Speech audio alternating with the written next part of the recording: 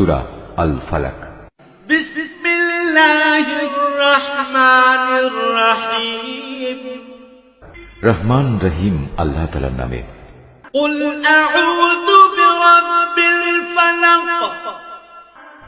হে নবী, তুমি বলো, আমি উজ্জ্বল প্রভাতের মালিকের কাছে আশ্রয় চাই।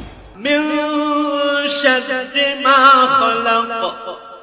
আশ্রয় চাই তার সৃষ্টি করা প্রতিটি জিনিসের অনিষ্ট থেকে। ওয়া মিন শাররি গাসিকিন ইযা ওয়াকাব। আমি আশ্রয় চাই রাতের অন্ধকারে সংঘটিত অনিষ্ট থেকে, বিশেষ করে যখন রাত তার অন্ধকার বিছিয়ে দেয়। ওয়া মিন শাররিন নাফাতাতি ফিল উকাদ। আমি আশ্রয় চাই গিরায় ফুঁক দিয়ে জাদু টোনাকারিনীদের অনিষ্ট থেকে। ওয়া মিন শাররি হাসিদিন ইযা হাসাদ।